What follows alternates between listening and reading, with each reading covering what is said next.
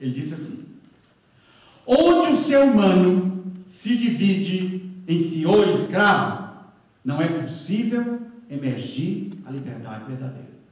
Ou seja, se eu construo um mundo que cria senhores e escravos, não tem liberdade verdadeira. E o Betinho, nosso grande Betinho, procurou traduzir isso na linguagem nossa de hoje. E disse assim, num dos seus livros: o projeto democrático de sociedade não propõe que a ditadura da burguesia seja substituída pela ditadura do proletariado. Na sociedade capitalista, o proletariado é criatura do capital. A proposta democrática, a proposta alternativa a uma sociedade que tem senhores e escravos, propõe a supressão do criador e da criatura. Isto é, nenhum tipo de escravidão. Isto é, propõe destruir qualquer tipo de instituição que garanta a existência de senhores e escravos.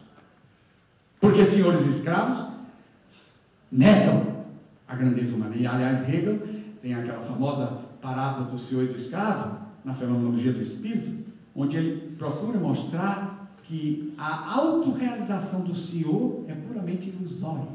Nenhum ser humano se realiza na imposição sobre os outros. O ser humano se realiza do reconhecimento da igualdade fundamental de todos, e não na criação de escravos. Portanto, quando os grandes se imaginam que são livres, porque podem impor sua vontade a todos, e explorar todos, e tratar todos como objeto, diz ele, total ilusão.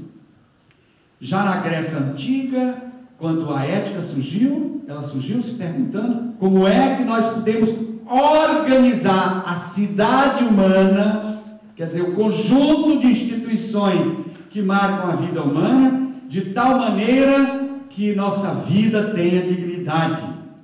Ora, qual é o ponto de partida da ética? A cidade, isto é, a sociedade no seu conjunto de instituições, que no nosso caso ainda é uma realidade de fome, de miséria. Nós temos milhões de pessoas que não têm acesso a bens elementares.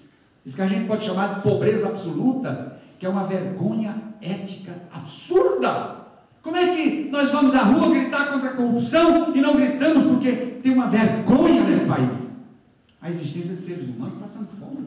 Num país riquíssimo, a sexta economia do mundo, isso é um absurdo. Mas por quê? Porque a gente pensa que ética é simplesmente lutar contra a corrupção. A gente não entende que ética é criar o mundo de seres livres, e não só a nível da interioridade. Então, no Brasil não cabe todo mundo. Nós construímos um país onde todo mundo não cabe. Tem uma parte que não cabe, está fora.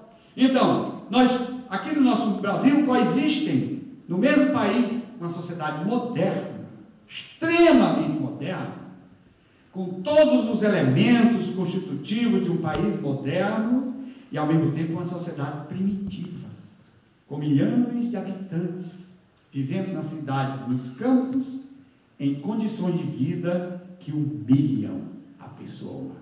Então, isso não é uma sociedade ética. Essa cisão interna se está aprofundando hoje com toda a situação do contexto internacional, do tipo de organização do capitalismo globalizado, que aumentou as desigualdades, que aumentou então são bilhões de pessoas hoje no mundo que vegetam.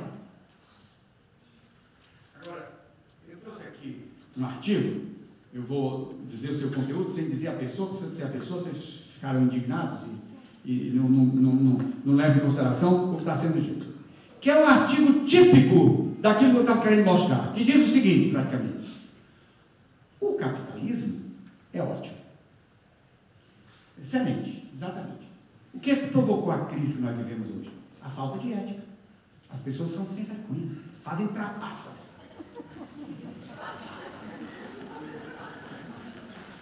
Quer dizer, se existisse ética, o mundo que nós temos seria maravilhoso. Então, diz assim, olha, inventaram que o capitalismo fracassou. Ledo engano, não fracassou. Por quê? Porque foi um uso inadequado das suas regras mais elementares. As pessoas passaram por cima. E passaram por cima por quê? Porque não tem ética. Os agentes financeiros recorreram a artifícios desonestos. Trapaça pura. Então o capitalismo fracassou? Não. O que houve foi o fracasso por causa da falta de ética. Se nós tivéssemos pessoas éticas, o capitalismo seria maravilhoso. Então, na base de toda essa confusão, não está, diz a autora, uma demonstração da inviabilidade do capitalismo. A saída tem sido muito problemática. Por que o capitalismo não sai da sua crise hoje? Porque a ética se acabou. As pessoas não têm mais ética, não têm mais virtudes. São um bando de sem vergonhas.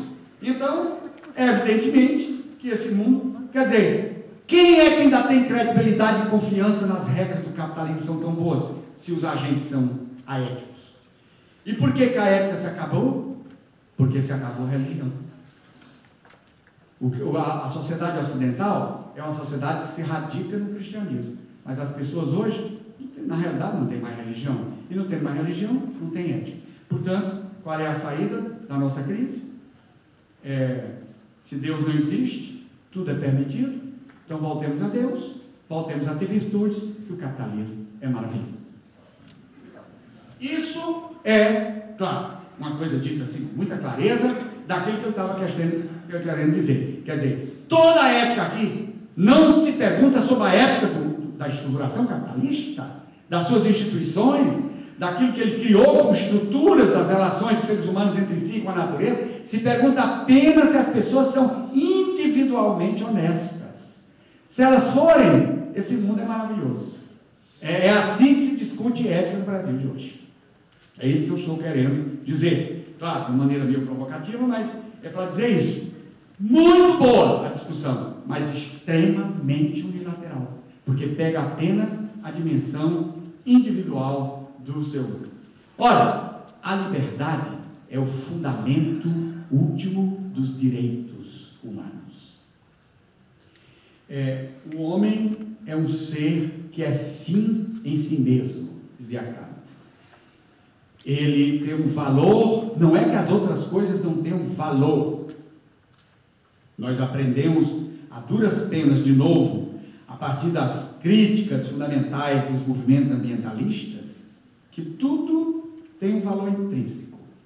O valor supremo é o valor do ser humano, porque um ser inteligente e livre é capaz de cuidar da defesa dos valores da natureza e dos valores dos seres humanos. Ele é um ser pessoal.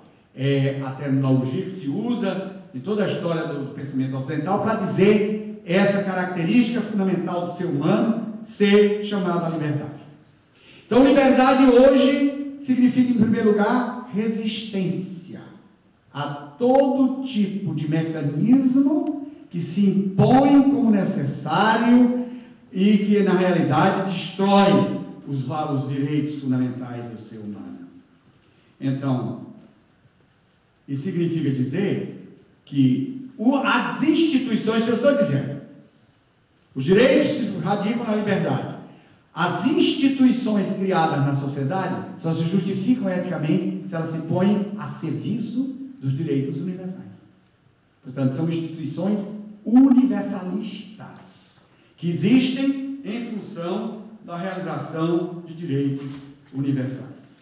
Agora, uma conclusão, volto à reflexão sobre a esfera do político.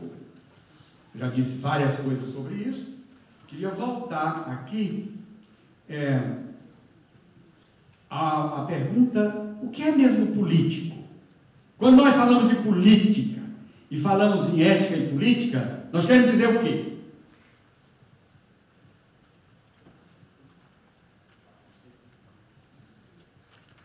Por tudo que foi dito até agora, a ética estabelece critérios para a ação humana. Nós vimos basicamente dois critérios: o valor de todas as coisas e o valor muito especial, incondicional, do ser humano como ser pessoal.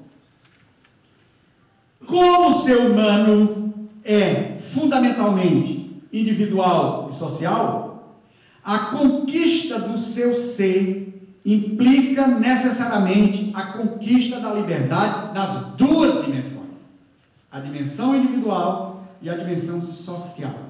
Então, enquanto não se faz uma passagem da ética individual para a ética social, nós estamos tratando essa questão de uma maneira unilateral. Então, agora, eu vou criar aqui uma terminologia para ficar muito claro o que eu estou querendo dizer. Eu chamaria a ética que trabalha as ações individuais dos profissionais da política, a corrupção, a desonestidade, a falta de verdade, etc., chamaria isso de ética na política, porque ela trabalha as ações dos indivíduos, os vícios dos indivíduos, as virtudes dos indivíduos que são profissionais da política. O segundo tipo de ética, que se pergunta pelos critérios que devem reger as instituições que marcam a sociedade, eu chamaria ética da política.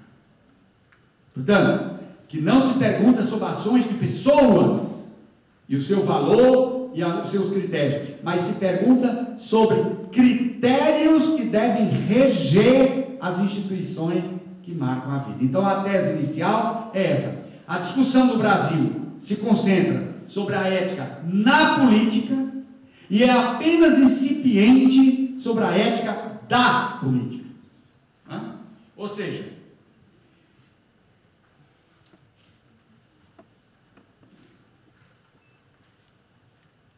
o político tem que ter, por isso, uma compreensão muito importante da situação histórica em que ele vive, do peso que as diversas instituições e estruturas têm na sociedade. Se, por exemplo, fosse um político da Idade Média, ele tinha que se preocupar com a religião, porque a religião era a instituição fundadora de toda a vida coletiva. Hoje, se ele é um político moderno, a primeira preocupação tem que ser com a economia, porque é ela que articula as bases fundamentais de toda a sociedade, de toda a vida coletiva.